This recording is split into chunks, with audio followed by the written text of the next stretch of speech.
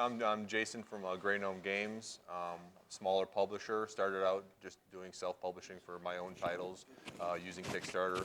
Had some success there and slowly built my company up to the point now where I've been taking on designs from other designers and sort of taking that transition right now into that sort of arena. So that's basically me. Okay, I'm James Mathe. I'm owner of Minion Games. I started probably 6 or so years ago publishing games. Right around when Kickstarter was really starting to take off, and we tried to use that as a tool to get more games out onto the market from designers. And Protospiel is an event that we run that we were able to achieve getting a lot of new designers' products out there quickly with the help of Kickstarter. So I think we have about 14 games out there now in the last 4 or 5 years.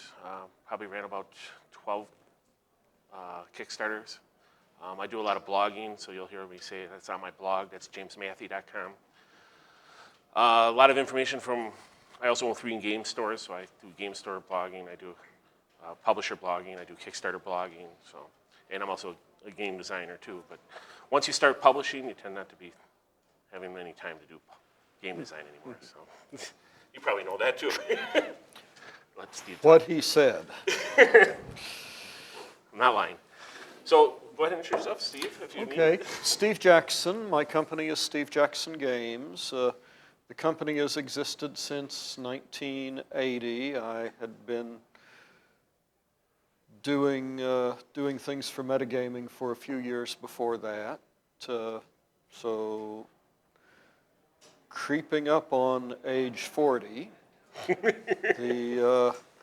yes, the company could drink a long time ago. Our big deal now is Munchkin.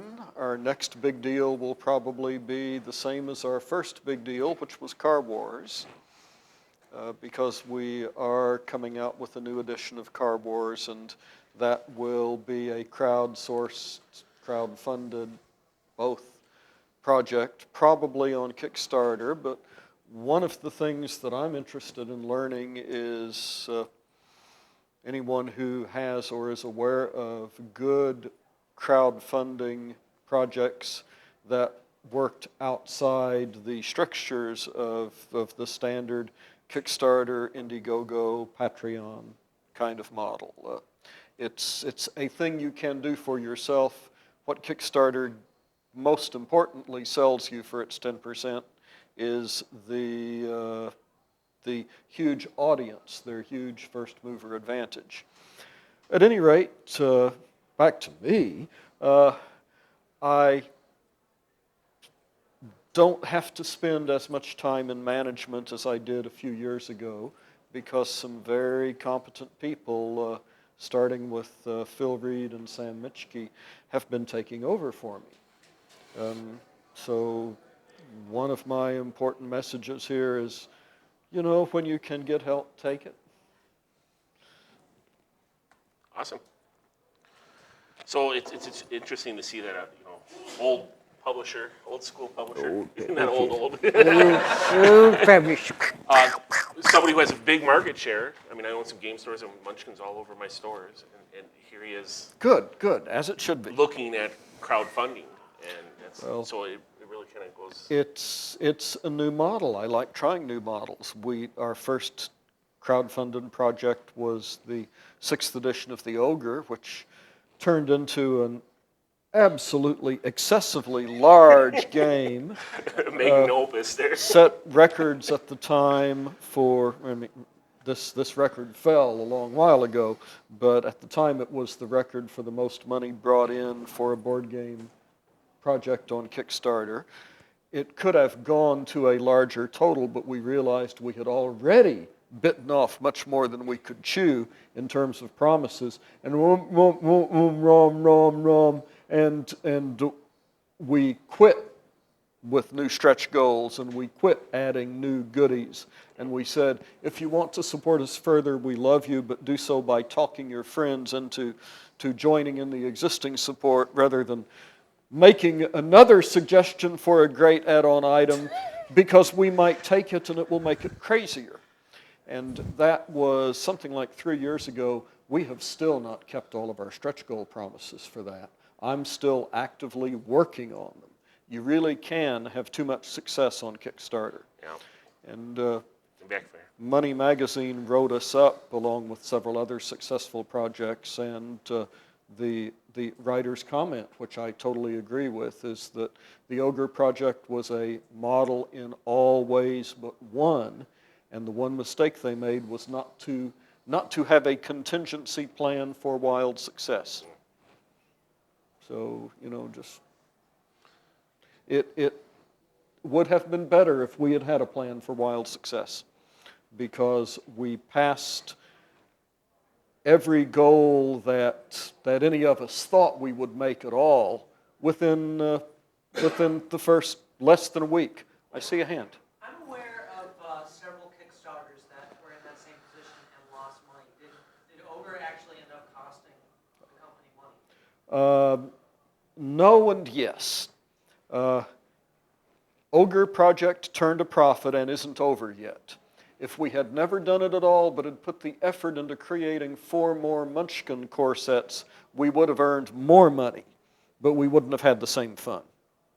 Is that a straight enough answer? Okay. Well, I'm sure you get some sort of a marketing blitz out of it indirectly. Oh, it never hurts to be able to say, for a brief shining moment, we had the biggest board game project ever. And I'm really pleased with the way the game turned out. It looks so beautiful. It's so darn big that some people still haven't taken theirs out of the shrink wrap. My message for you is, if you will put little feet under the corners, you can play the pocket edition of Ogre on top of the box for the designer's edition. Be sure to post a picture on Twitter. Yeah. So, I mean, we don't have a moderator here, so I guess I got to step up. So we can be immoderate. Yes. Yeah, you're nominated. You're in the middle. We do have another question. But certainly, questions are going to be very welcome, because we don't have a set format here. So please speak up. Establishing kind of your theme, or the themes that you want to be in as a publisher. How did talk about your process when, as Gnome, as Minion, as Steve Jackson Games, like how are you deciding, okay, yeah, this fits our mold, where do you start drawing lines? How quickly do you extend out of those? Where do you establish those? Want to take that, Jeff? Yeah, I'll start that. Grey Gnome, for the most part, we do smaller games. And the reasoning behind that is shipping. And we utilize Kickstarter, and in order to do a larger game, you have to add so much more for shipping that it becomes a burden on especially international backers.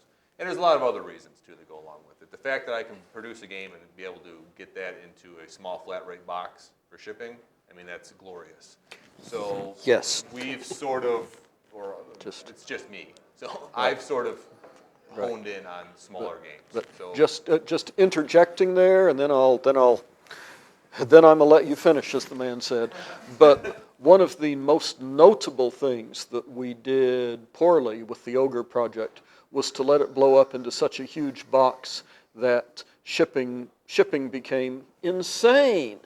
And what we've learned from that is exactly what he said. So learn by listening to him and not by making the mistake that I did, and let it fit in one of the flat rate boxes. Even a bigger flat rate box is a huge savings over.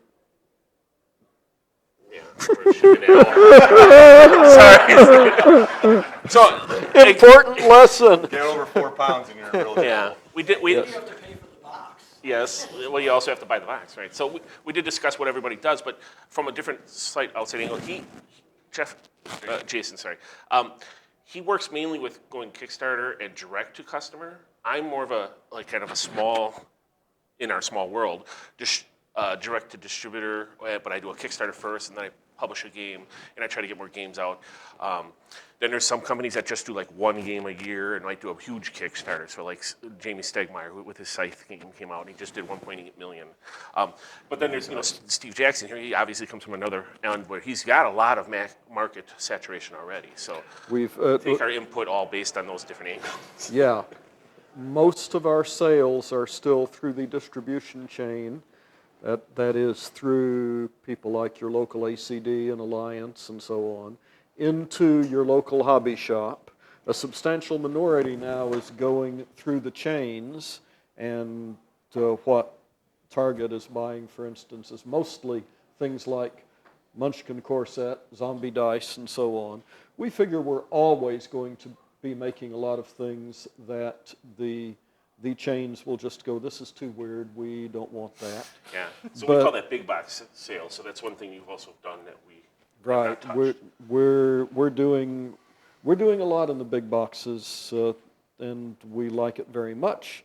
But at the same time, our roots are in the hobby. It's what we know, and I personally have no intention of ever trying to transition into a company that works only for the big box retailers. Great. As a game store owner myself, thank you. Well, if you Grew do, up watching, looking at the old, games from Steve Jackson on the shelves as a kid at the comic book store, so it's good to hear. cool. So just to kind of maybe help pull the total answer out of you guys. Sure.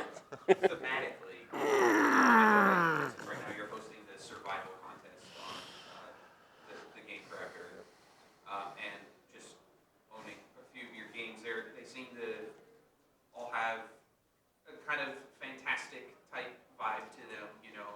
I like that. Virgin Seas, I haven't. And Train played Maker. yet, So you know, I think really our theme is more, right now, we don't really, I'm not trying to have a theme necessarily.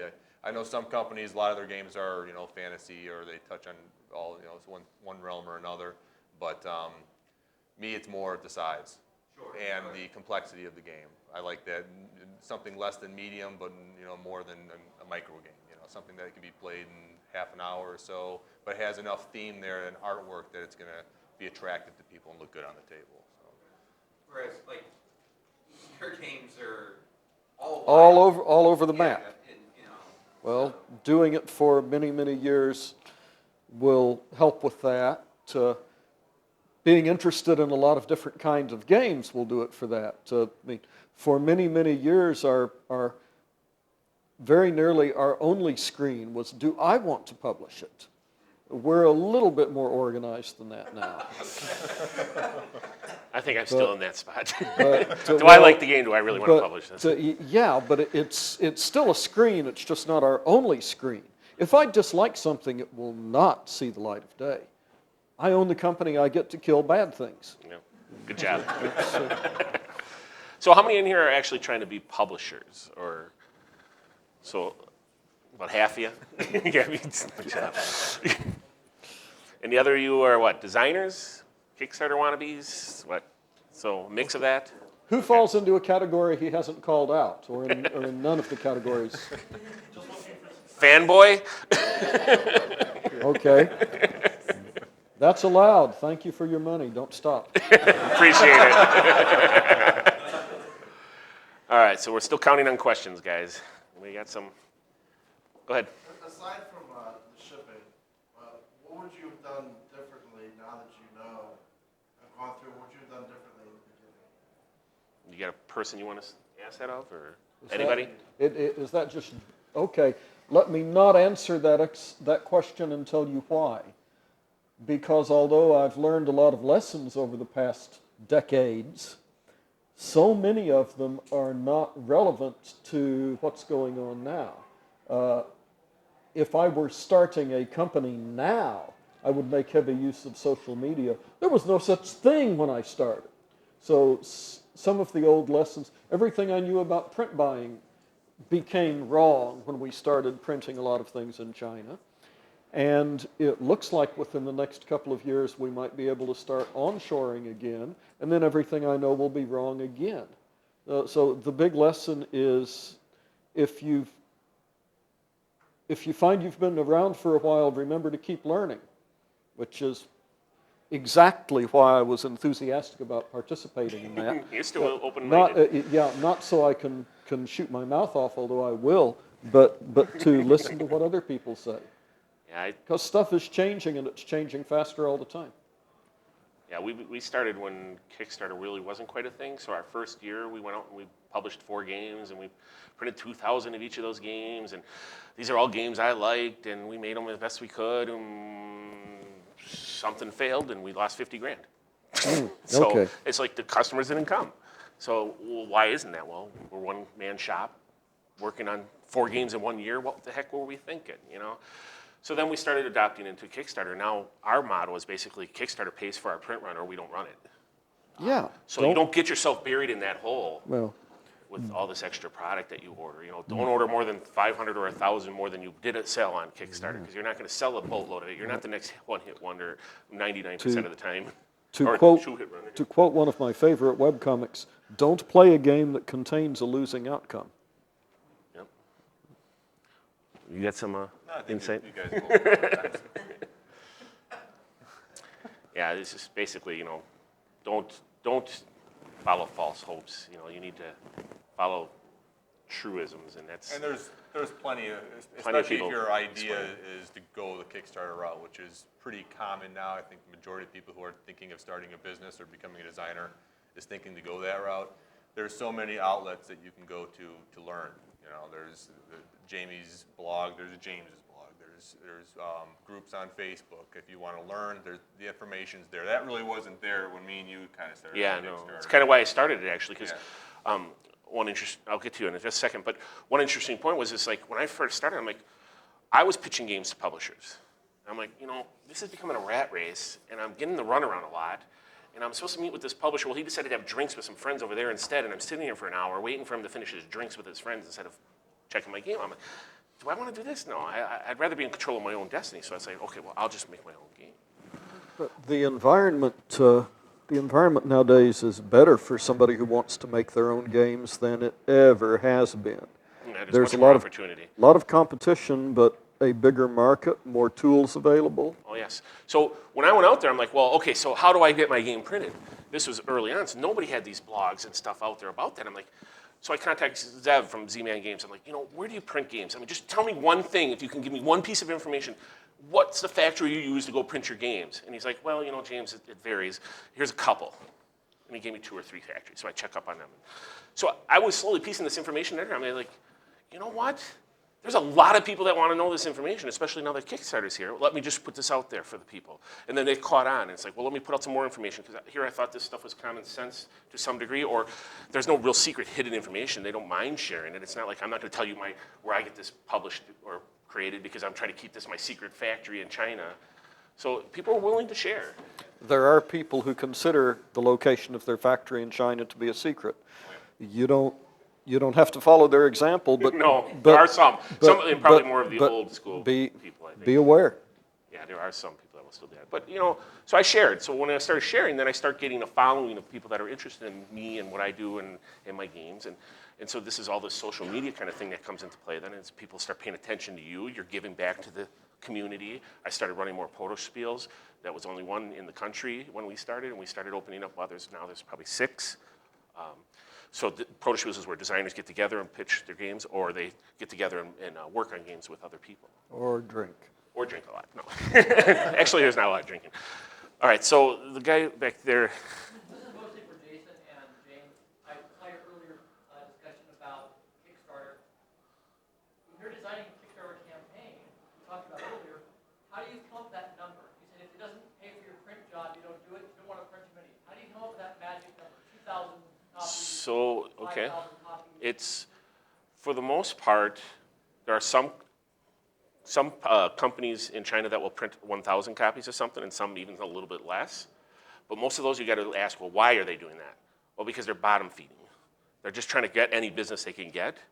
So usually I try to stick with people that are going to do about 1,500 as a minimum, because you know they are doing quality work, and they know that they don't need to be fishing for the bottom business.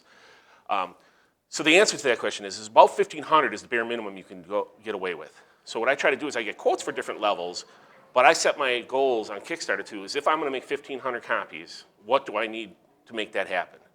And usually what I can do is with the built-in amount of profit that's part of Kickstarter is that will pay for my full 1,500 print run, but then when I get my games and ship them off to all my customers, I might have 500 or 600 or 800 left to send to distribution or something else. And that's where the profit comes, is after the fact, that if I can sell that leftovers. That's exactly right. And you were asking whether Ogre made money. If it had only been for the copies sold on Kickstarter, that project would have lost money.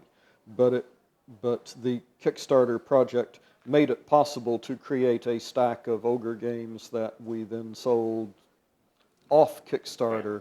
And So the long tail after the fact is what gets you the profit, hopefully. right, and it will be a continuing line. I'm still working. So it's not on some magic projects. number of we're just pulling out of our hat, I need but- 25,000 for this. It's a quote, plus all the research I did on shipping, because that's going to screw you if you don't pay attention to shipping properly.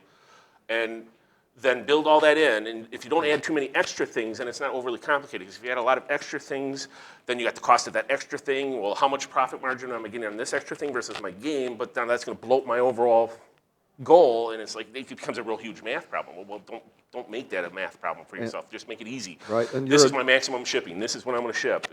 And then build in a cushion, and then build in a cushion for the cushion. Because One thing I'll add really quickly is that what I do when I get my quotes from China is I will look at, this is my base game, this is what I want the game to come with, this is what the funding goal, if we hit just 10,000 or we hit just 5,000, whatever it is, this is what the game is. So I get the quote for that, but from each manufacturer, I also look at what are all the possible things could happen to this. If this thing blows up and something extreme happens, it's going to need a bigger box, there's going to be more cards, there's going to be upgraded components, so I'll get 2 quotes.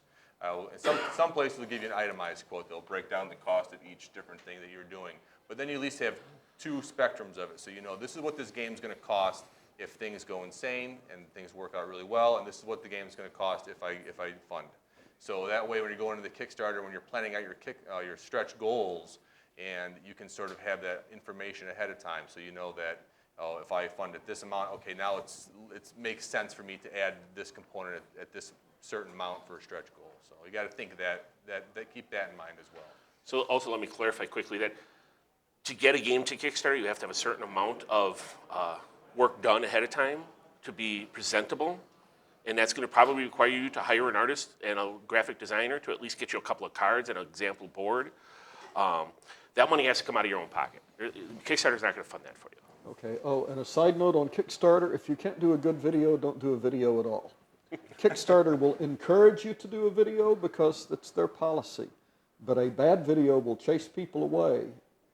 If you can't do a good video, do nice still pictures or show the graphics and soldier on. Yeah, a good video doesn't have to be this high production value thing. It just could be, I mean, I early on when I started, I went for the personal touch. So I had a foam dice Kickstarter for accessories. I had my kids throwing dice at me while I was trying to talk. And it's like, I just kind of made it interesting and entertaining. And I was in front of my iPad doing this. And it worked. I mean, you don't have to be If a production. Yeah, if it works, it works. And don't try to do fancy special effects unless you know how to do fancy special Yeah, effects. and those can be costly. If there are YouTube collections you can find of bad Kickstarters, it might be worth your while before you start to find some of those snarky collections and force yourself to sit through some of the really painful ways people have failed. So, Somebody over here wanted, guy behind. Stepping back in the process. Sure. So you're meeting up with somebody who wants to pitch you an idea. Right? Two related questions. What makes you think, I want to work with this guy? What makes you think, I do not want to work with this guy? We just recently, somebody just did a post on that, a blog post. I don't know if you've seen it. He surveyed 5 or 6 publishers and asked pretty much that exact same question. Why would you not sign a game I did see that. if it was a decent game? And it's like, well, I think it was every single publisher that responded was because the designer was difficult to work with.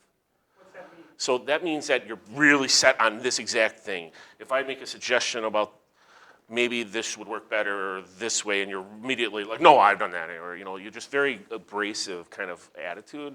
a lot of times it'll be very hard to communicate with. Okay, friendly amendment. It doesn't have to be abrasive in order to be unacceptable. A good game that I ended up not making was because of the hard to work with thing, because of the not will accept suggestions thing. And, you know, this fellow could have been a fourth-term congressman in terms of how slick he was at rejecting everything I said. Just redirected it all. But he still wasn't listening. Yeah. He subsequently went forward with it and failed. And of course it failed, because I think the answer is just be personable, be open to change. Yeah. Your game, Yeah. while it might get produced 90% of what you thought it was, that 10% is what makes the publisher happy and willing to put their money down. That's what I was going to say. Rarely the game that you have is going to be the game that's going to be done. You know, obviously you're expecting art and other things from the publisher, so you might as well be open to other suggestions as well. So yes, and answer your mail. Answer your email, yeah. Well, communication's key in this world, so, you know, both ways. So I should learn your names because you're very good at questions. you want to sit up here and be the moderator? I'd be honored. You're still sitting down. Come on up, Andrew.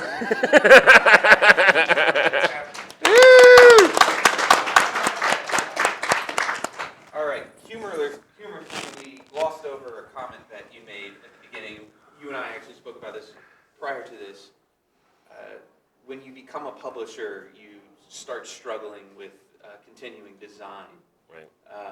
Let's talk about what made you say, you know what, screw it, it's worth it. Let me go ahead and start publishing and ignore a big passion of mine. Yeah, so let's talk about that. I really think, so you need to early on try to figure out what you really are in this for. When I started out, I'm like, well, you know, I got some game ideas. I want to do some game design. Let's try this out. Then let's do this pitching to publishers thing. Then I realized, you know, what I truly love in this world is I like to be an entrepreneur. So I own 3 game stores. I started RPG Now in 2001, I think it was, right when iTunes started, which is an electronic download for PDFs for role-playing games. I had one of the first internet cafes in the country. So I've done all this kind of stuff. It's like, well, there's no reason I can't just, maybe naively, go ahead and be a publisher and make my own games. So the other guys that I was involved with, one of them was good at layout and one of them was good at art, and well, the 3 of us could do this, and so we did that. But after I did that, I've had 2 games that have bounced on and off the shelf of design since then that, you know, I've been in business for 5 years now, and I haven't published another one of my own designs yet. So it's really hard to get back into the seat of doing your own design. So if you want to be a designer, find a publisher you can work with. Find some other publishers that you can work with. You're not going to make as much money, but there's not a huge amount of money anyways. So unless you get to his level. That's funny, because there are people at this show that I can look at and say exactly the same thing. Huh? So grass is always Yeah. greener on the other side. Well, just do the best you can. Do the and be best you happy. can and enjoy what you're doing. So, I'd like to hear which of you, if any of you, sell direct to retailers after the fact. So you've got your Kickstarter and you've got your distribution. Do any of you go direct to retailers? You want to start on I do negative end? Okay. I do not go direct to retailers, except with the Kickstarter project, we had retailer support levels so they wouldn't be completely left out. That is, retailers could buy a package of games. There wasn't a distributor support level because we don't make our deals with our distributors through Kickstarter.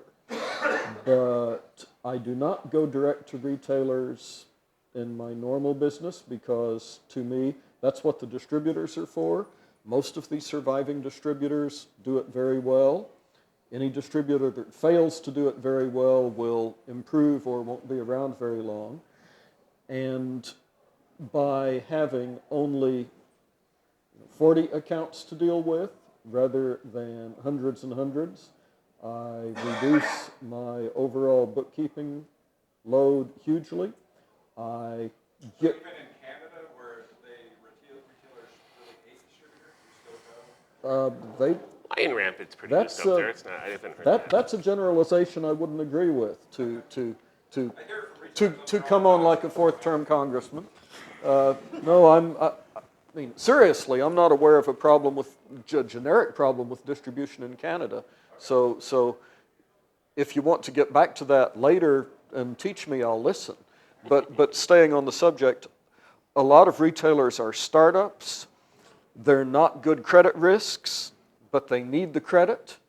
That is baked into a distributor's business plan and way of doing business, and one important way that they earn their piece of the pie is by dealing with credit risky retailers, by evaluating who to give a little bit longer and who to really not sell to, and who to really support because they get it right.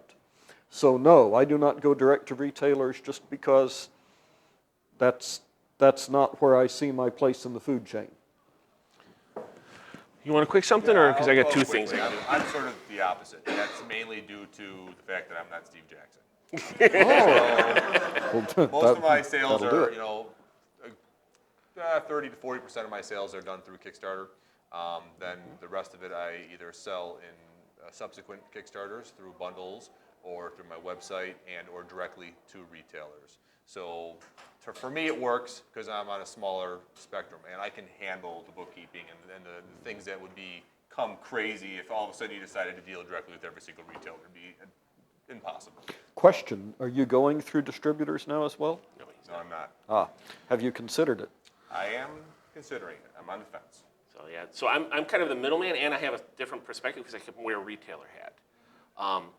So I use distributors, but I also use a fulfillment agency because getting back to what am I in this for? There's not a huge amount of money. It's not going to pay all my bills all the time. So where do I want to spend my time? Well, I don't want to spend my time doing logistics and calling up distributors and dealing with shipping stuff out to them. So I get a company called Impressions to handle our products. So they're sitting with a warehouse in Indiana with all my products. They take the weekly orders from the distributors. They get more contact with the distributors so that they're going to place more orders more frequently than if they had to call me. They would only call me once a month, if I'm lucky. So there's a lot of advantage with sending somebody in the middle. Plus, I don't have to deal with it. I just get a check from him and a report saying these are the things that were sold.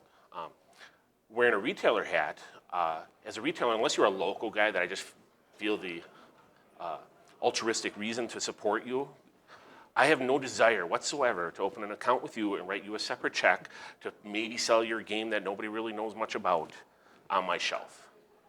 So you need to get through distribution if you're going to be a publisher with serious aspirations for the future. Now, there is still also an alternative way, which is what Jason is doing, and that is to sell direct and do more conventions and things like that. You can still make a decent amount of money doing that. So, when would someone that's considering maybe becoming a self-publisher or maybe starting their own smaller publishing house know that maybe that's not necessarily the right move, and instead of trying to do it themselves, maybe just start talking to other publishers and to try to get them to pick up their game? Would there be a case of that, or is it more of a, I don't want to have another publisher publish my game and rather I want to do it myself? It's more going to be in that direction, right? I don't know. Can you find a publisher that's easy to work with? Because it works both ways Yes, exactly. on that. If the publisher doesn't listen to what the designer has to say, produce a quality product, and send checks on time, then the only reason left for the designer to do it is for the thrill of maybe having his name on a shelf someplace. So don't do it unless you find a publisher that you already know is effective. If you're a startup designer in particular, the only reason to go with a startup publisher would be if you're already best buds. Yeah, or lazy. But there's a certain amount of reach that a publisher will bring to the table and a certain amount of established logistics, like being part of a distributor. Because right now these days, as much as game stores are battered with bazillions of extra product, the distributors are battled with even more, and everybody wants to get into distributor. Well, they don't want to deal with all these extra people and their one-hit wonders, and so they want people that have more than one game in the line, that they have a future plan. Yeah. they don't want to be working with these one Kickstarter or this, and they want to get the game very shortly after the Kickstarter people get it. They don't want you to come to them after you've done your Kickstarter and 6 months down the road, I got all these games left over. Hey, maybe a distributor will take them. They don't want to talk to you then. I guess that is one thing that was true in 1980 that's still true, because yes, the distributor doesn't want they don't want to write tiny checks every month, and they don't want to receive tiny checks for your line. They want you to have a line. When I launched Steve Jackson Games, we launched it with 4 products at once. They were little products, they were teeny products. They were microgame was a trademark at the time, but they weren't micro games, but they were very, very small games in a baggie. Ziploc bag, yeah? Yeah. And the Ziploc bag was a technological improvement on the predecessor, who was using sandwich bags taped closed. No, if you ever get your hands on a real first edition Ogre, it better not be in a Ziploc bag. If it is, then it's been out of the bag at some point, because the first edition Ogre was put into a sandwich bag and taped closed. I know, because I had to do some of You those had to do it myself. yourself. That was We all start there. that was metagaming. But yeah, so when our first launch was in Ziploc baggies, that was a technological plus. You could close the bag again. Yeah. So does that answer You you? Did we can't- skip over your questions? Yeah, you can't just wave your arms and say, I'm going to have a 4-game release. And that's one reason for a thing that we haven't talked about yet, is designer co-ops. You want to explain that a little? Well, they can work all kinds of ways, but it's just if you go to Protospiels, for instance, and meet other designers, then you may find that you can work together. You can work together to talk to a publisher. You might even wind up forming a publishing co-op yourself. But the reason that I left my original designer gig with metagaming was that it's not that I was about to, I had lost control over the quality of the things that came out with my name on them. And I decided to go indie rather than to fight that battle anymore. If you are designing games to be published for the world rather than just for your friends, you will have to make your own decision about where the line is between the publisher improving your product and the publisher just messing with your product, and the other line where the publisher is messing up your product, which can happen. That's different for every interaction. But one way that you can cushion the shock to yourself a little bit is to join forces with other designers whose work you also like, even if the quote-unquote co-op is nothing more than talk to them a lot, share information, post comments on his blog. Don't be in a vacuum. I'm shutting up now. No, that's good stuff. I mean, there are designer groups in all different cities, meetup.com or whatever. People meet monthly, do design work, and definitely be involved in these things. And then come to a Protospiel, and you'll really get the hang of design work. And then you got to decide for yourself, like I said, do you want to run a business or do you want to design games? They're really not going to happen together. No, they're not. Dusty. Not retired, I'm wondering how much do you still do any designs? Are you involved in such as the Car Wars tweets? Okay. Yes, I do some design. It's mostly on the micro level, like coming up with new card sets for Munchkin. I guess the last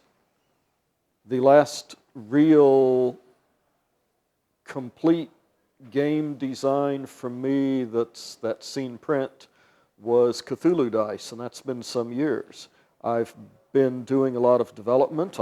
Honestly, I'm a much better developer than I am a designer. You guys know what the difference between those two are? Okay, so a designer would be somebody who just kind of comes up with a game and they got their ideas and they lay it all out and it's like 90% done. So when a publisher brings a game into a house that they say they want to work on and make it better and clean it up and tighten it up and get rid of these bits because they just cost too much. So that's where a developer comes in, and he will be more minded about game balance and about costs of production and things of that nature. Clarity of rules. Rules, and, Yeah. and how are these That's right. icons displayed here and there, are they making sense? So- So that's a developer. So that's somebody who has a lot of game design experience, but maybe finds a better way of taking an analytical view at a game and saying, this it doesn't belong. So after the designer does the first 90%, the developer comes along and does the last 90%. Exactly, well put. I was just going to mention that's sort of something that I've kind of fallen into over the course of Gnome Games. Is started out as a designer, like most, just going to protospiels, and then thinking maybe publishing, and then sort of just decided to self-publish, and now I'm to the point now where I'm publishing for other people, and now I'm learning now that I really do enjoy the developing end of it as much, if not more, than the actual designing end. As much as I still have ideas, I have notebooks full of ideas and stuff, just like anybody else, but I really do like looking at a game and saying, ooh, this has something, and oh, maybe you can change this or do this, and just, that's fun How for long me. can a designer minimum expect for a developer to want to mess with your game before it ever sees the light of day? It's very typical that it's 6 months on my end, 6 months minimum, usually about 6 months to a year. It depends on the resources available to the developer, including his own personal energy level and how many other things he's supposed to be doing at the same time. 6 months isn't a bad shot at all, but it can vary wildly. I've seen things where I read over them and said, yep, that's fine, and still had a lot of input, but it was all at the print buying and presentation level. That even though the game as it stood was marvelous, a lot had to be done to take the marvelous scratchings on paper and so on, and turn them into a game that we could afford to print that somebody would want to buy. And that's where development crosses over into print buying, because it's not just about what will be a marvelous experience when you open it on the table. The company better make money on it, better make enough money on it so that the designers' kids eat, the publishers' employees' kids all eat, the fulfillment house, if there is a fulfillment house, the distributor and the retailer. Everybody along the chain better be able to get a survivable bite. And it all begins with your print buying work, you're getting quotes, and bringing in a good game at a reasonable price. So that's an advantage that someone would have going through a publisher that's not themselves, because they can have access to their intelligence, their experience with paring down the game, versus someone that might want to go through just what's now become a very popular Kickstarter route. They Right. have to basically do all of that work, Right. not necessarily by themselves, but they have to. Well, manage yeah, don't design in a bubble. And your factory in China is interested in bringing you the best possible quote on the specs you supply. They're not going to tell you what specs you should be supplying in the first place. Right. They're not going to be telling you, by the way, you don't need 8 dice. They'll sell you 8 dice as cheaply as they can figure out how, but they're not going to look at the game and say, you could have done this with 3. Do you have a question back there? Let's say I have a game design, like you said, it's 90% done. Right. Bring it to you, and we're looking for that 10%. Is there stuff that we can do to kind of trim some of that fat off early? Like, what sort of things do you guys look for? Oh, what a good question. Thank you. Well, let him speak then. Oh, well, I could go on for the remaining hour and 5 minutes. I won't. Let me just off the top of my head try and hit high points. Have already play tested it a lot before you send it in. And how much is a lot? What would you consider a lot? 50 plus times minimum with people you don't know. That's not a bad number. Bigger numbers would be okay too. The more you can, the better. I mean, but you're going to get fatigued after a while. Right. The big thing is finding people you don't know and haven't played it before with. Yeah. Express the rules in the clearest English you can, please. Write long rather than short, because in your first draft, you have to make sure that the developer ends up playing the same game you're playing. Even if he mutters and grumbles as he takes out your redundancies, that's what he's getting paid for. The first thing you've got to do is to teach the developer how to play your game, and you may not meet him. Ideally, of course, you are. Yeah. Ideally, you're sitting down and playing it with the developer more than once, so the developer understands your intent. Here's a big one, and forgive me if this sounds obvious, but from all the submissions I've seen, it's not. If you've done a lot of playtesting, keep up with your version control and don't send in rules version 4 with map version 3 and counters version I can't tell exactly, because that will really, really hurt my brain as I evaluate the game, and I will laugh nastily as I reject it. Which is too bad if you have a good game. But if I can't figure it out and play it from what you send in, you lose. Know the publisher's line. It's possible you're submitting to the entire wrong person to start with. Your turn. I could keep going, but your turn.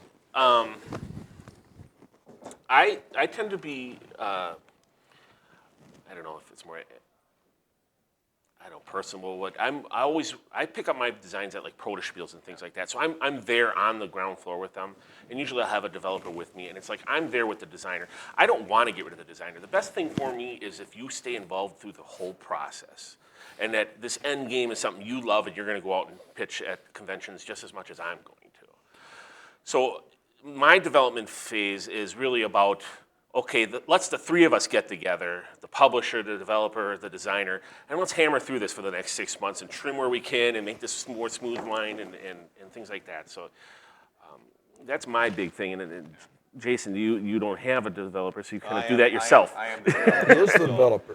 I'll sit with you at Dunkin' Donuts, and we'll have coffee and donuts, and we'll play your game, and then likely get it, and I'll bring it and play with groups that I use a lot, and likely get it to a proto-spiel.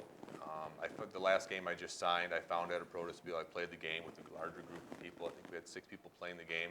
I really enjoyed it. There was a lot of laughing, and because of that, it just stuck in my head. You know, I couldn't shake the design from my head. And then a few months went by. I emailed the designer, and they sent me a prototype. And then it was from there. The game's changed from what it was, but it was that initial getting down and sitting there and playing. So I think getting in front of someone physically is invaluable. Very key, yeah. It's not always possible for Steve here, but Yeah, it really depends on how developed you are from a I mean, you're still basically a boutique shop. yeah, very much so. And I'm not anymore. I have designers I've never met. This con was the second time I had ever talked face-to-face with Tom Wong, ever. Really? Wow. Yeah, and he didn't remember the lucky first he knew time. me. Because it was at a Gen Con more than 20 years ago. Wow. But, Did that actually answer your question? Yeah. Okay, good. Okay, good. Does anybody know, is anybody from the con here, is there such a thing as a pitcher of water? All I got is mine here. Well, then I'm going to take a brief JT, break can and you find go the grab drinking it? fountain. JT will grab Okay, you. thank you. So, did you have a question, Mr. Bliss? Or were you just waving at me? I Is that should have cute? asked for a double Tullamore Dew. What? Nothing. Stupid joke. The guy in the white shirt then? Yeah? You mentioned the specs you would give the publisher or the printers. Where do we go as somebody that wants to publish to learn about the printing industry? Again, I say this a lot. Go to my blog. I have an entire blog on it called RFQ and how to create one. And it'll say, well, the typical materials you're going to use is a 2mm chipboard, and you need to specify the chipboard, and you need this much bleed on things, and so you need to make your board with this kind of design. And so a lot of that stuff's covered in there, and it's just all meaty details. So Additionally, the website is jamesmathe.com if you haven't caught on. Your website also has a beautiful list of a bunch of different manufacturers and your personal insights, little quips about each one, and they were a little slow here, but this was amazing. You know, that webpage is got a ton of information. Jim, serious suggestion. Next time you do this, have a handout for all your victims that has That's assuming I knew what I was doing. has that contact information. Well, but the next one will you're not right. be your first rodeo. You are correct, So you'll sir. know all that. I just put it on my head, jamesmathe.com. I'll get a tattoo. I think we've got Did we get your question then? Even though it wasn't the detail. The demographics changing where in the past was so male-centric. We see a flood of either games or designers, having more women getting into the industry where the Kickstarter's providing that, or the game industry providing that, where there's tapping into an untapped market in the past. Have you seen that at all? I've seen a lot of pathetic attempts to pander to it. Would you say that Munchkin is a game that's enjoyed by a large percentage of women than maybe traditional other board games? From what I have seen, just observationally, yes. We made it for people, especially for silly people, without concern for what gender, orientation, so on these people were. And in my opinion, that's the way to make a game that people will play. Make a game that's fun. I have seen so many really sad attempts that I'm going to make a game for girls, or I'm going to make a game for women because we shouldn't call them girls, or and then we get into the whole Gamergate can't thing. And Is there a recommendation that you have if a woman is interested in designing a game? design a game. Really, do I sound like... What I do see online, Yeah, the but- bullying of women who are in the game industry, we see Oh, she's going to join the panel.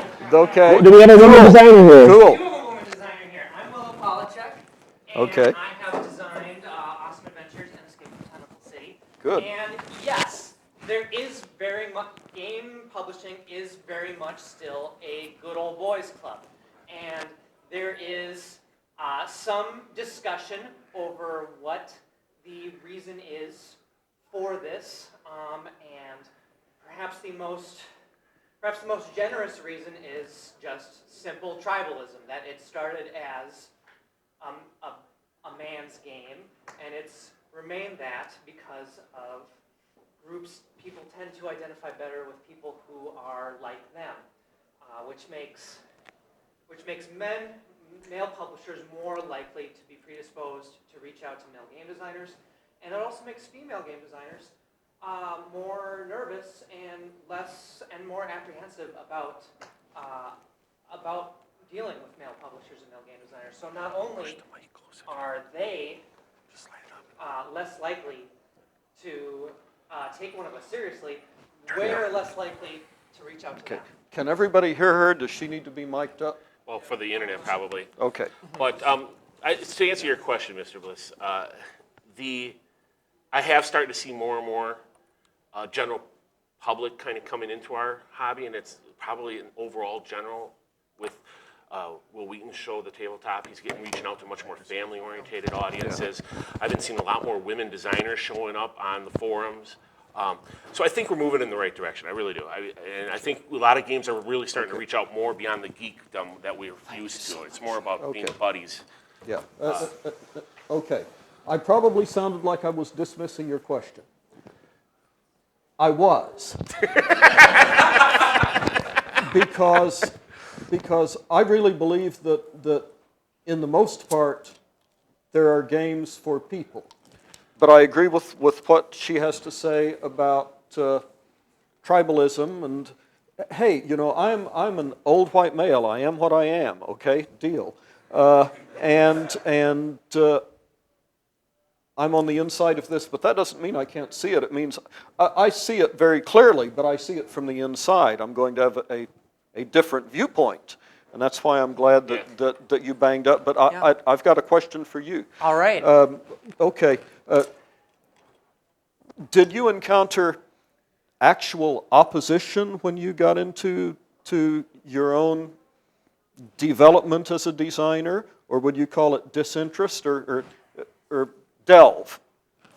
So it's It's really difficult. I haven't encountered it specifically, but I've seen a lot of women designers who've encountered just this irrational hate and irrational dislike, and it's so pervasive that it's such a pattern that the only reasonable explanation is sexism, because we are seeing this just Gamergate. I mean, it's just, come on, people. It's. Well, and see, that's what I want to say about Gamergate too, but I bet I mean something entirely different by "come on, people" than you do, or maybe not. I mean, but it's.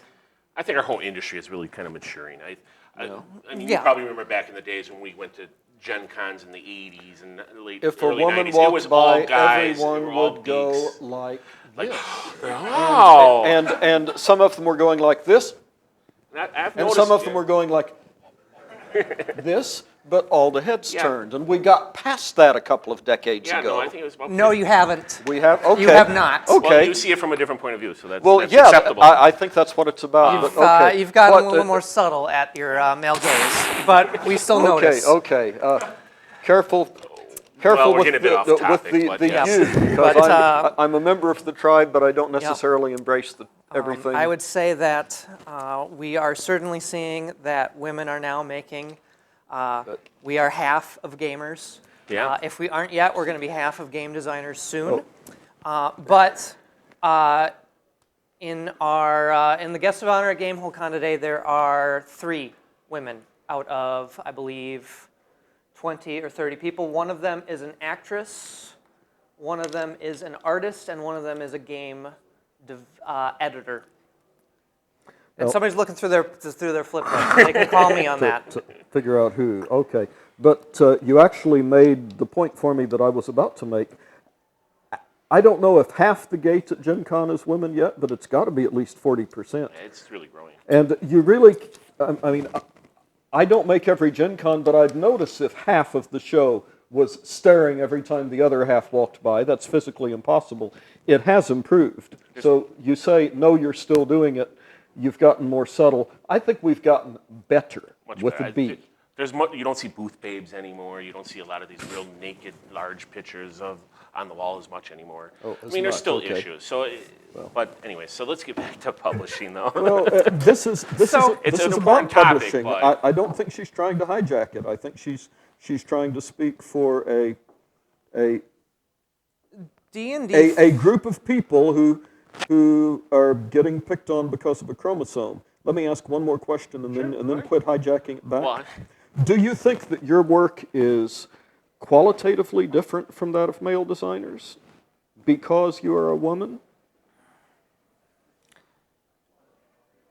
It depends on what I'm designing. I have definitely designed games that have come from a female perspective and have brought my experiences to them. I've also designed games about people with giant anime swords fighting monsters, and I think that's something that everybody can enjoy regardless of what you've got between your legs. I hope everybody here can enjoy that. Okay, because I think that's a question that needs to be asked whenever people get into all of this, what is the word I'm looking for? Evil crap about,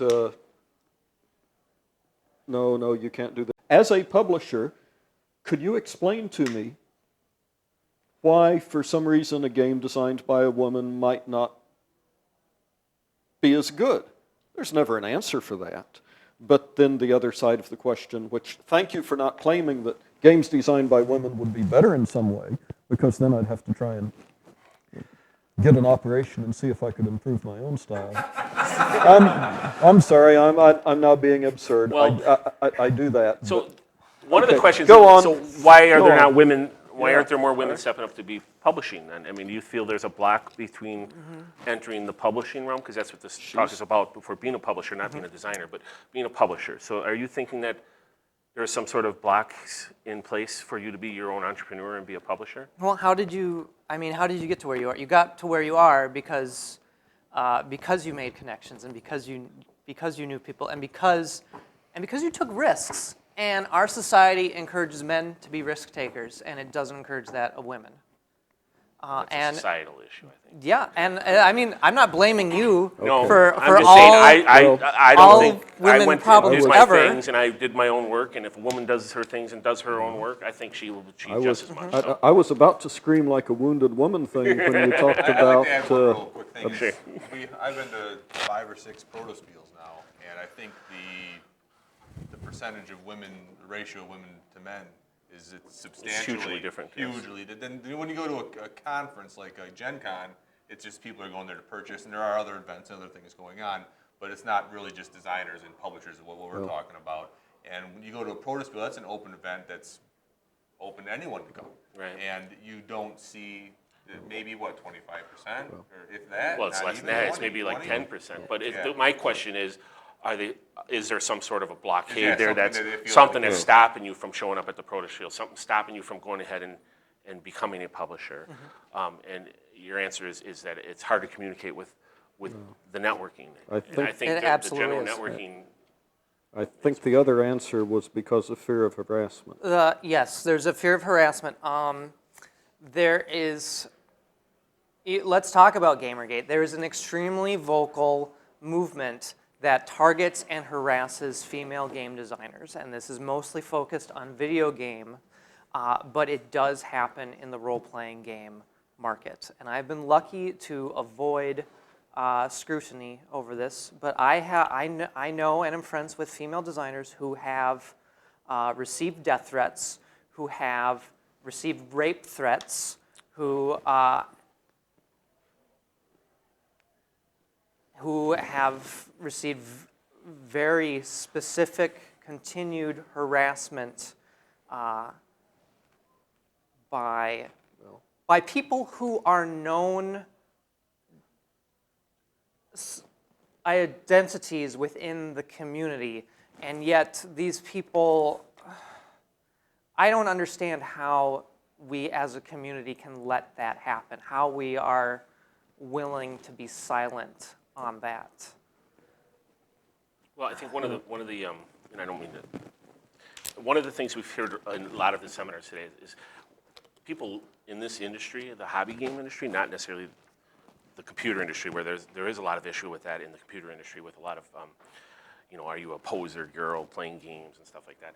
But in our industry, a lot of the feedback we get in a lot of these different seminars is how open and friendly the people are about not being competitive. It's like, I'll help Jason out if he needs something. And I got a game submission because Tacey Mitchell didn't have enough time to deal with it. They sent them to me because they thought it would work, So there's a very friendly atmosphere in this environment. It's just a little bit shocking that Let me. hearing some of it the is stuff you're overwhelmingly saying, so I friendly, don't and know. it's an extremely vocal and extremely disruptive minority that, unfortunately, when you are a target of this harassment, the only defense you have is to step back and not put yourself out there. So they are targeting women to silence them. That is the effect of this discrimination and this harassment, and it is a real thing. Let me give you a response that doesn't help at all, but it's true. I completely believe that this problem exists, but you ask, how can the community let it happen? I have never witnessed it. I have never witnessed it in any way, shape, or form, and I can't do any. What am I going to do? Write a blog about how nasty this is? That, I suppose that would be showing good form. In fact, I've done it.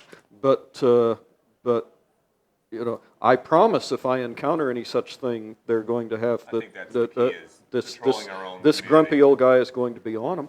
But I have never seen it at all, and the only women who I've ever talked to about it have either said, like you, well, I've managed to avoid it so far, or they have said, I'm so intimidated that I'm not going to talk to anybody for fear it will just make it worse. Exactly. And I can't do anything about that either.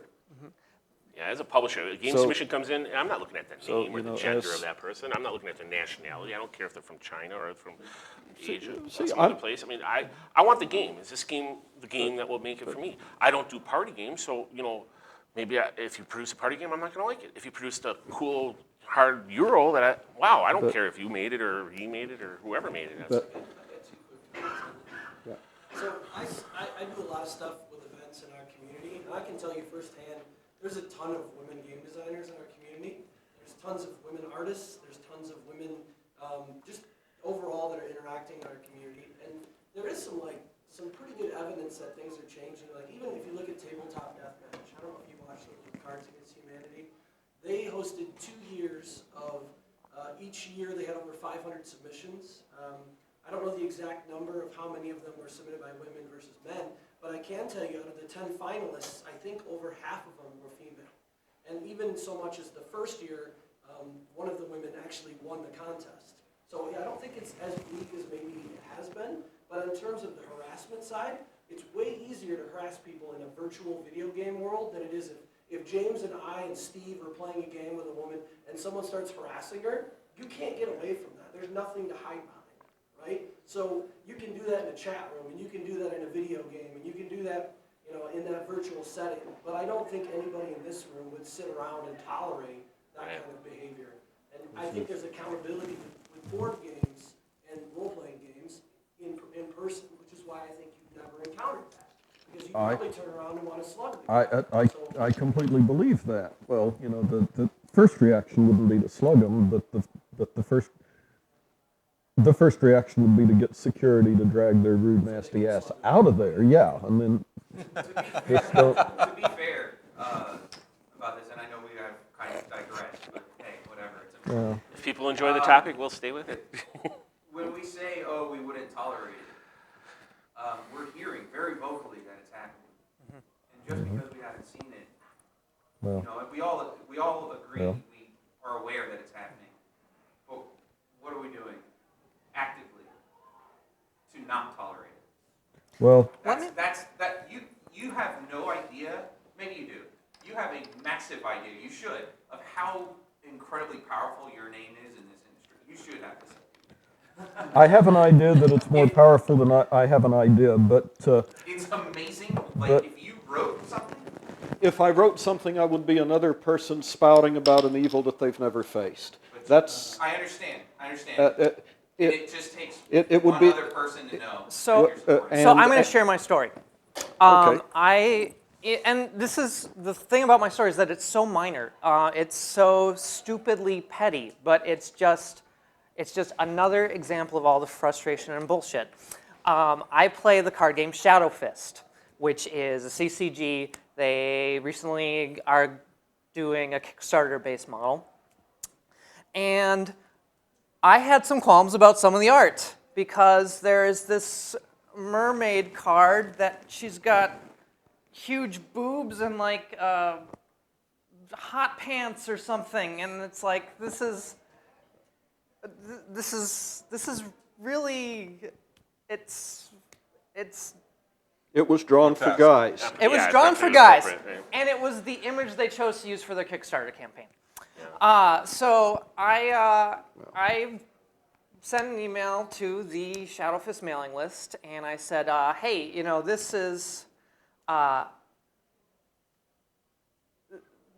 this is not the image you should be using to promote your game.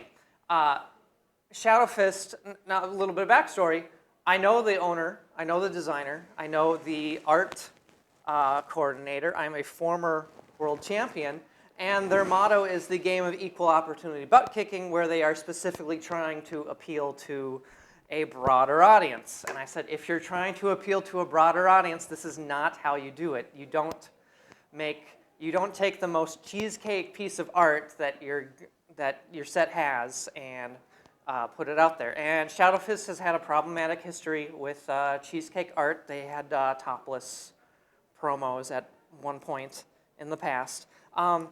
And so I'm not nobody in the Shadow Fist community, and so I posted this and said, I really don't like this art. I don't like the way the art direction is going, and I don't think this should be the face of the Kickstarter. They did change the art on the Kickstarter. I got many.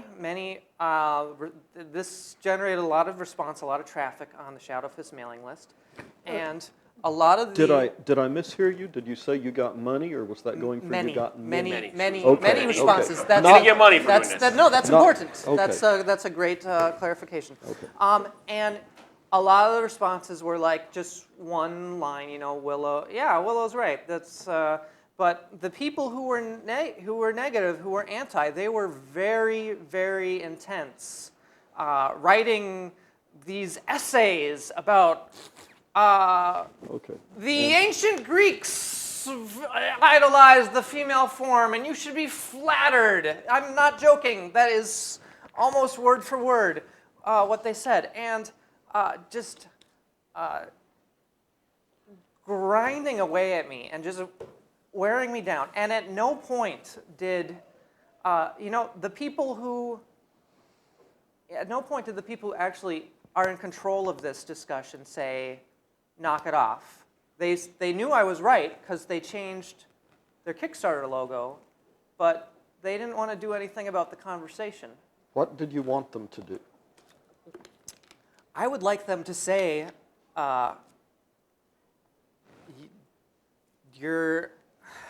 You didn't I would like want them to say you're out of line. You're making well. sock puppet accounts on this mailing list to attack somebody. Okay, well, I am going to point out that even a pathetic sputtering defense of your artistic taste is okay. It was just in that last thing where you started talking about sock puppets and attacks and so on. Yeah. So there were actual attacks on you as well. Yes. Because I may laugh at the guy going about the female form divine, but he has a right to say it. He has a right to think it, and he has a right to say it. And he has a right to think you're wrong. He doesn't have a right to threaten you. And tolerating sock puppet accounts, no, nobody should do that, because everybody has one vote. But, so this was, excuse me, let me finish this one. This was a crossover thing. This was an online dispute about a physical card game. Yes. Okay. Shutting up now. I'll quickly bring this back to publishing, and there is a real point here, especially on Kickstarter. I released a game called Dead Man Tells No Tales, and we had Slow down. Title, Dead Men Tells No Dead Tales. Men Tell No Tales. It's a pirate game, living in a pirate ship, and pirates are typically male. But we put 2 women in there and 3 men, and it was a huge outroar. It's like, why don't you have equal number of men and women to play this game? And it's like, has it never dawned on me? I don't know. Okay, so maybe I should fess up. So our bonus Kickstarter card was made to be a female, and then they start talking about, well, how they're dressed. And it's like, well, we're making a game and we're trying to be respectful for everybody. And that's, I guess, the lesson to learn here is just, be conscious that there is a huge growing participation by the females in our industry. And they're becoming much more conscious of that. And you will get feedback on Kickstarter if you're not doing it right.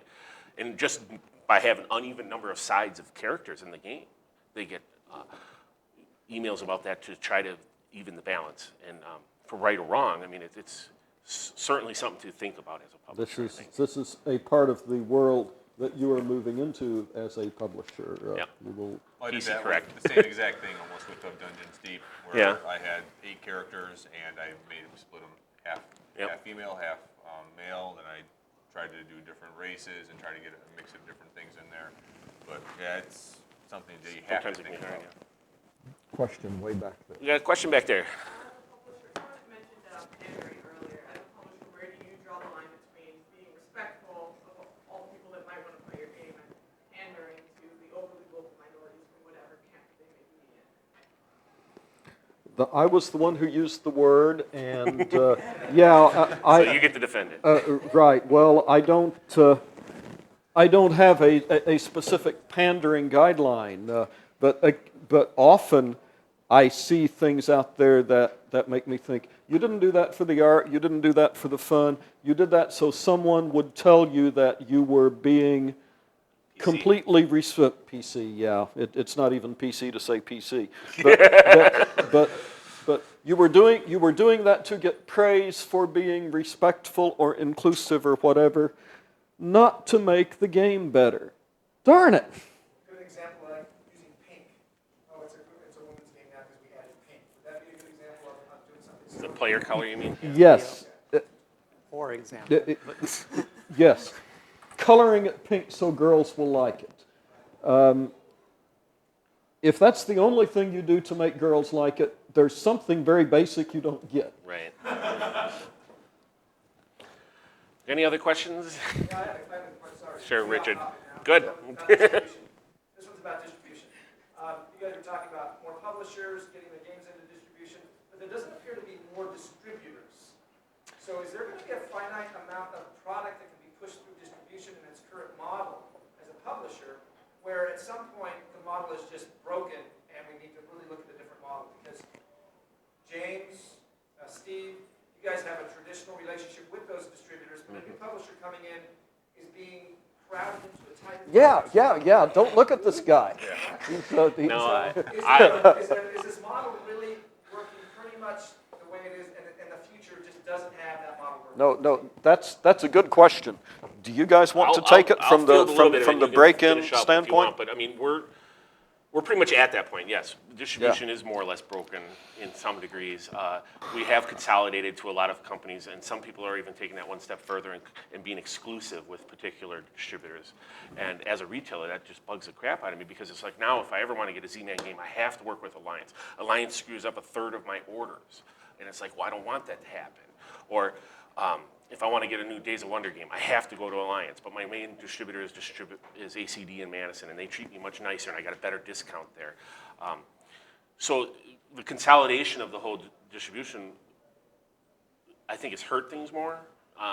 There are some advantages. They say that they can keep track of their inventory more, because that's another part of the broken part of the system, is that me as a publisher, if I went out and did a show, there's no way for me to ever see the data curve where it's like, oh, there was a bump because we did Gen Con. Or no, there was a bump because we got the pull through because we did this event. That's true at my size too. It's even somebody as big as him cannot get this data out of the system because it's either way too late or it's just so disjointed. So that's kind of, I think, what drove the original exclusivities, because some of these people who have exclusivities with Alliance can say, well, where are we standing? Did this bump this day? And things like that. So they have a little more communication. But I'm not even sure that's happening, because we're still having outages on products that are not supposed to ever go out once they're in exclusivity. So the system's kind of broken. I don't have a great answer for it. We discuss it all the time on the retailer forums. We discuss it in publisher forums. But there's so much noise in the system. The last event that I am absolutely certain gave us a bump was when Munchkin was on tabletop. Yeah, and that's a direct. That was so visible that we saw it. But yeah, the system, the answer is the distribution system is working just fine for me, thank you. Not working so well for the break-in people. There's a limited amount of shelf space in retailers. There's a limited amount of shelf space in distributors.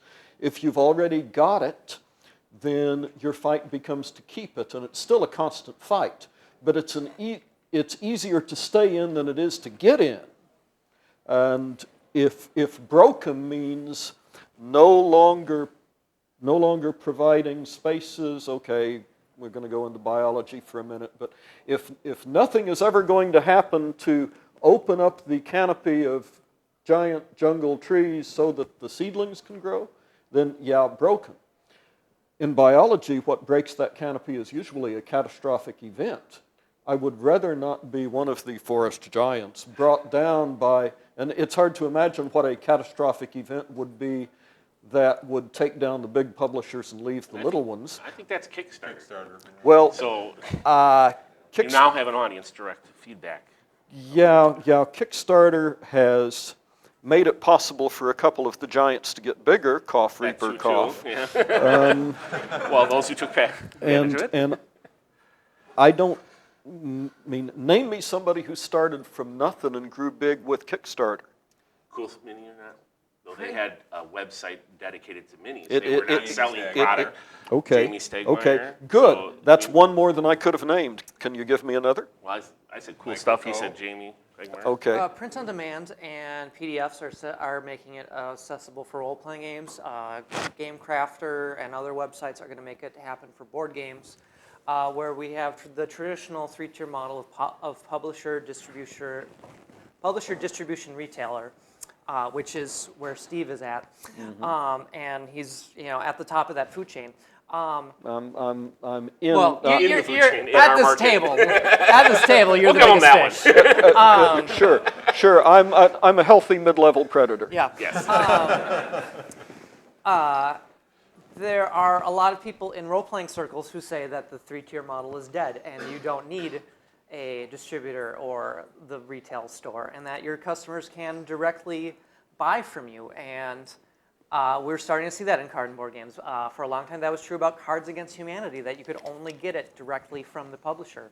But because of their success, they've reached out to retail stores. I think your point on is perfect.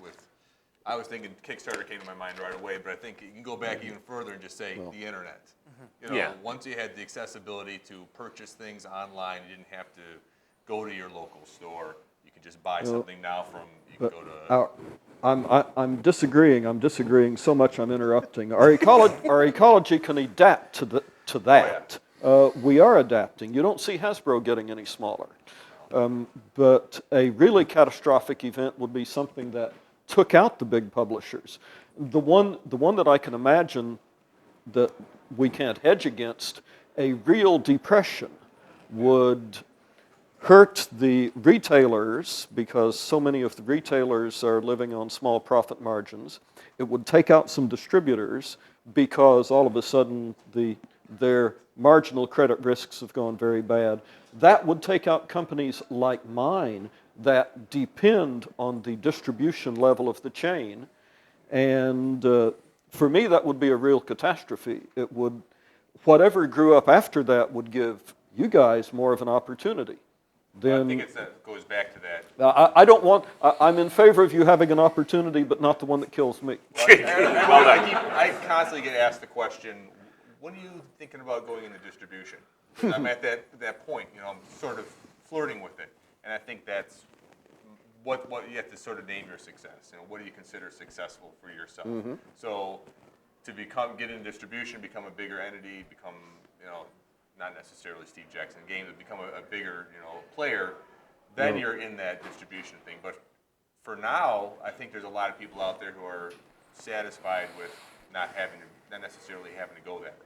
They're satisfied with online sales, they're satisfied with dealing directly with customers and stuff along that line. If you can be satisfied with that, that's great. But the retailers add a lot of value by giving a place for gamers to meet. Yeah. I mean, organized play is a big push in our stores. Yeah. I mean, it's all about, what games can we sell that promote organized play. And retailers, as we know them, will have a lot of trouble existing with distributors. If all the distributors vanished, retailers as we know them wouldn't know how to coexist and work with publishers as we know them. Everybody would have to make some big changes and some people would go out of business. So that doesn't mean your model is invalid, but not everybody will follow it. We're seeing more and more of your model, though. But we need the retailers. And they're helping you because they're giving space where people can play your games, even though they didn't buy them at the retailer. Or maybe they did if you went direct to that retailer. But you can't reach them all. No, you can't reach them all. And you're, like we were alluding to earlier, it's going to be more localized. I do get I get retailers from other countries, crazy stuff like that are purchasing games. How do you handle the credit issues? Pay up front. Pay up front. Up front always? We're small enough No, that it doesn't really matter. no credit, okay. Usually people that are purchasing my games from a retailer perspective are looking for something that's no one else is going to have. Yeah, they're looking for the unique thing to bring somebody in. So they're going to buy 20 or 30 or whatever copies. And they're usually not just a retailer, a little brick and mortar shop place. It's going to be a person who's going to go out to conventions and possibly sell it that way. A huckster, as well. So, okay. yeah. Okay. Yeah. No, I mean, exactly. to distinguish from a brick and mortar. No, it's Okay. a perfectly valid model to That's- use Amazon and direct sales and conventions. And I know several people that have actually left distribution just to start doing that instead. I mean, you got to decide where your goals are, I guess. It's a changing environment. Okay, as a publisher who doesn't deal through distributors, do you provide retailer support? Do you do posters and things like that for them? I really don't have. Not the yet. funds You to pretty do much that. write off retailers is what you do when you No, go that route. I have a link on my thing that says retailers welcome, and I give them a good discount on purchasing games. They can buy one copy at a time. They don't have to buy in bulk, things along that line. But me as a retailer, I have no interest in doing that. So you're writing off retailers pretty much. So if you can bring some reason for them to come. What? Well, I do provide like play mats, stuff like that. Okay, Promotional well, items, that's- so I do have that. Okay, so for okay. organized play, that's what we're after, okay, and yeah. that's the big thing in retail right now is organized play. I don't have posters. We need a reason why you would come to us instead of shop at Amazon. As a small designer, though, why do I want you? If I sell my book on Lulu, I make $7. Lulu's soaking me on printing costs, but it's $7. If I sell my book through Indie Press Revolution at Gen Con, I make $1. I don't sell my book at Indie Press Revolution. Well, RPGs is kind of a different beast. Oh, It is. Everybody needs a cut, though. Everybody in the chain. Yeah, Indie Press Revolution. Yep. Yeah, that's the name of a company. It's kind of a consolidator. It's a for indies. distributor slash. Okay. It's a distributor. Okay, They're just somebody who will go to a convention and sell your stuff for you. and that's what. It bypasses the retail. Okay, a suggested retail price of what is? $20. Is That would be yielding- my profit, Is yielding $1. you $1? Of profit, yeah. Yeah, After don't my go with printing. them. That was easy. Do we have a question back there? Like yesterday, at the store and stuff, seems to me, like, I know in my store, you look at the games, there's your evergreen product, you know, you have no problem selling Catan over and over and over again. It's got, you know, Munchkin, it's got incredibly well-known, Pandemic, it's easy, it doesn't require a lot of Ticket to effort. Ride. right? Very All the usuals. And then the other part of the sales is that hot new product, right? As a publisher who maybe doesn't fall into the evergreen category, and maybe you don't have the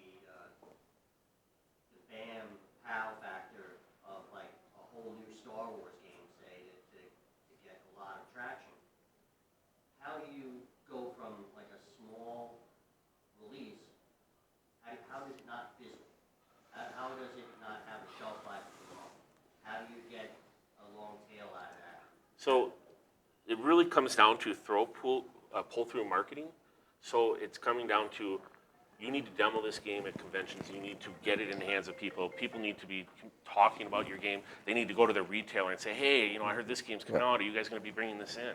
Because as a retailer, I'm faced with like 100 games a month that I have to decide, pick and choose, and I don't have a crystal ball. So I'm just, where's the noise? So BGG comes into play. Are they talking about on BGG? Yeah, just make the best game that you possibly can every time. I'm sorry that sounds trite, but that's the answer. Because everything he was saying about virality is true, but you will not get any viral effect Right. just by buying ads. Right, you need both. It has to be a game that people want to play, that they want to share with their friends. That's why, in general, multiplayer games go viral more easily than two-player games.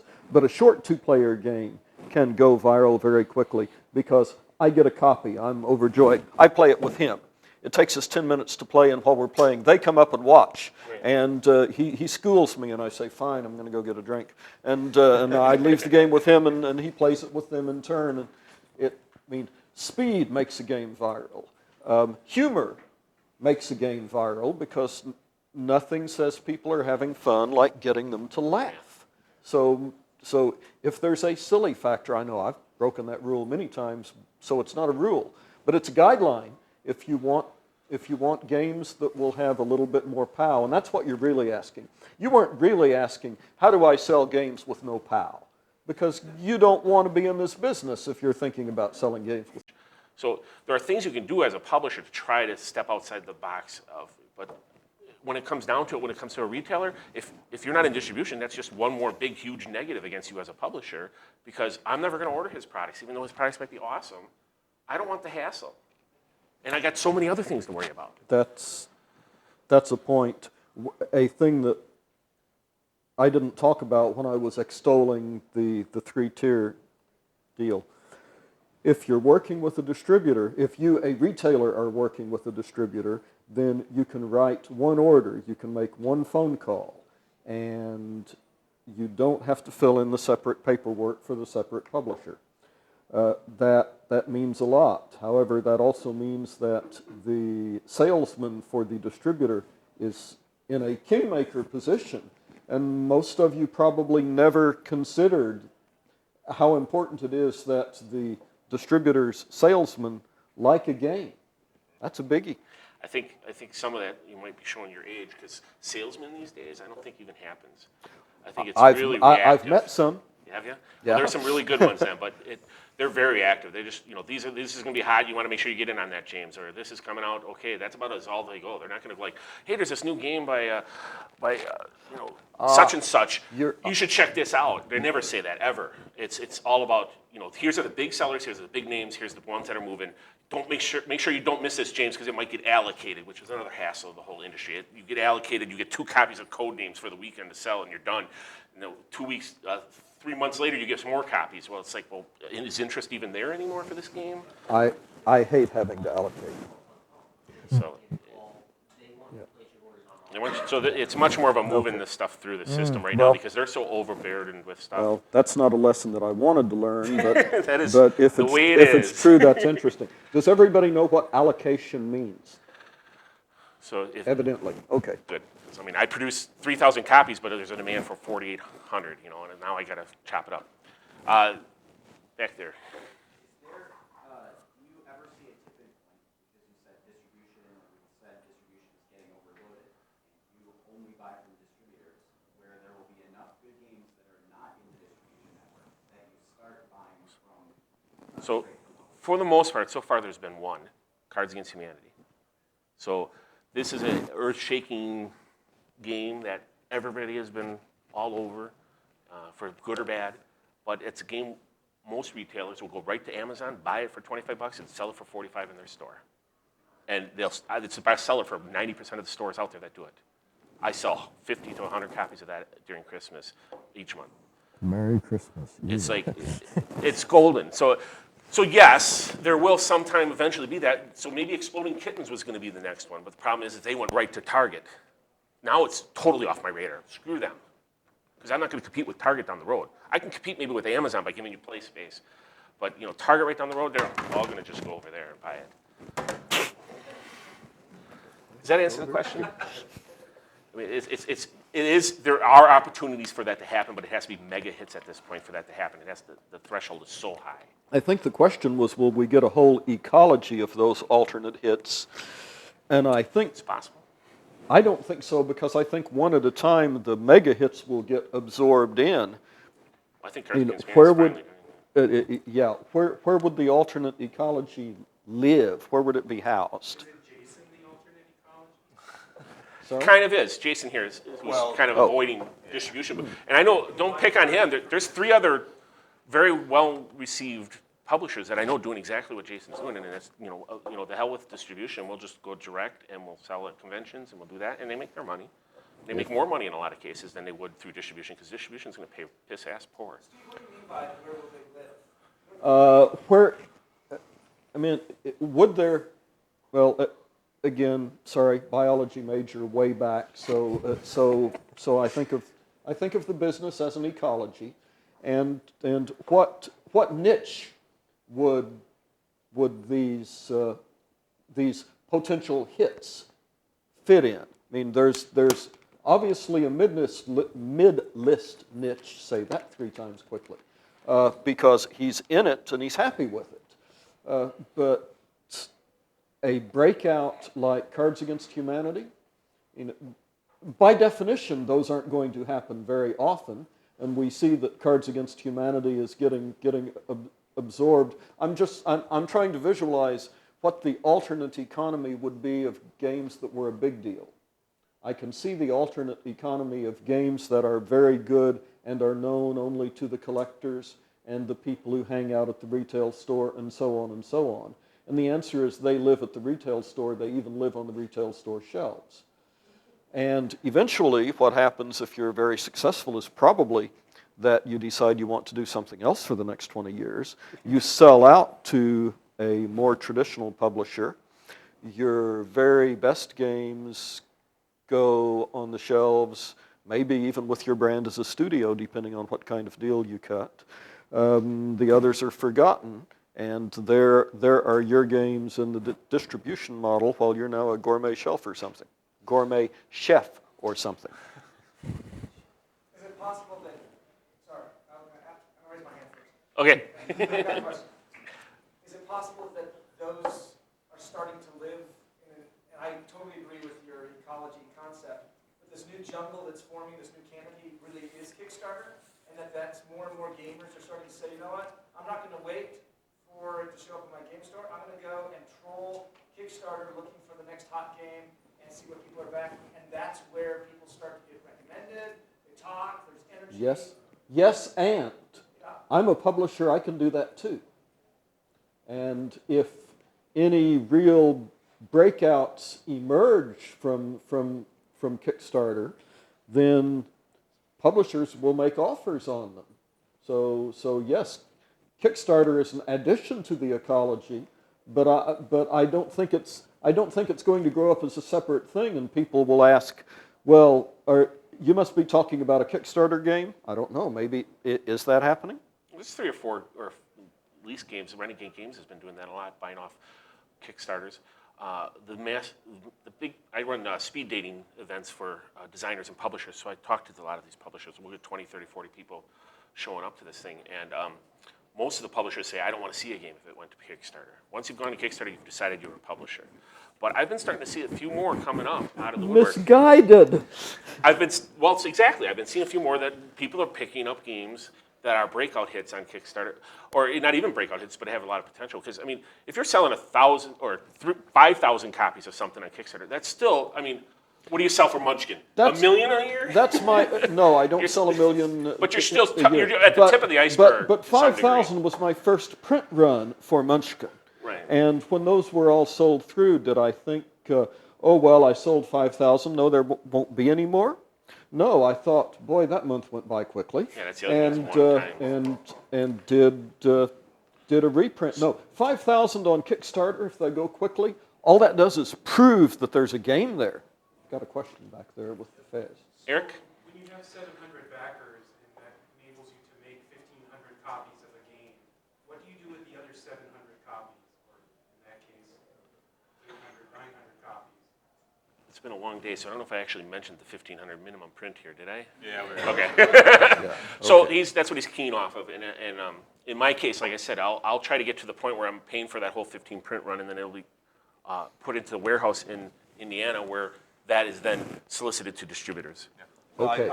It's very, very similar, but I don't use a distributor. So I will get enough backers to support that 1,500 print run, and then I will sell those games directly to whoever. Do you use Amazon fulfillment or anything like that? No, I do not. I use my website. I direct traffic to my website. Oh, we gotta wrap it up. Oh, okay, and then subsequent Kickstarters, I'll sell them through that and directly to retail. So that way, I'm essentially cutting out the distributor, and that puts more money in my pocket, and that's how I'm able to build those campaigns with the funding goals that I can. Do you pay for warehouse space? My house is my warehouse. Yeah. Get used to games in your hallway. One last question, quick. Are there resources for publishers? There's like Board Game Geek, where I see a lot of designers talking about designs and saying, you know, hey, can you respond to me? Or there's Board Game Designers Forum. You didn't see the tattoo? So I try to bridge all those things because I am in a unique position. I'm a publisher, I'm a designer, I'm a game store owner. So there are things that are on there that are specifically written for publishers. Maybe they haven't seen stuff, but I'm talking about things like maybe contracts you want to... Yes, I have a whole, I'm not a lawyer, so that covers all contracts, how to do licenses and things of that nature. The RFQ one, which tells you how to get the right specs in order for your print run. There's a list of printers to use. So yeah, there's a category you can click on my website. Now, I don't know a lot of other ones that are out there to support the publisher, but there are a lot of guys who are like Jason here that have been doing it on their own, and they're blogging on their own. So you might have to kind of put a wider net out there to try to find those people. But, so yeah, there's not so the other one is on Facebook, there's this page called Game Industry. I think it's called Games Industry. So it's like an industry forum for anybody involved in the industry, and you can talk about stuff there too. Right? Okay, let me... Let you get cut off. Okay. Yeah. Okay. Thank you. Okay. Thank you, everyone. I want a quick follow-up on your question. When you said you want information for publishers, what kind of information? You mentioned contracts. What else? Contracts, who do you need to work with? Who do you need to know? Do you need an art director? Me, Do you need a graphic designer to work with? It depends on what you know. I'm sorry, that's a facile answer. But you don't have to have an art director, but you have to have art. I have a blog that's called 10,000 Feet to Publishing or something like that, and that lists all the different types of people involved in the publishing aspect. So, again, jamesmathe.com. Thank you. Thanks for coming. Thank you, everybody.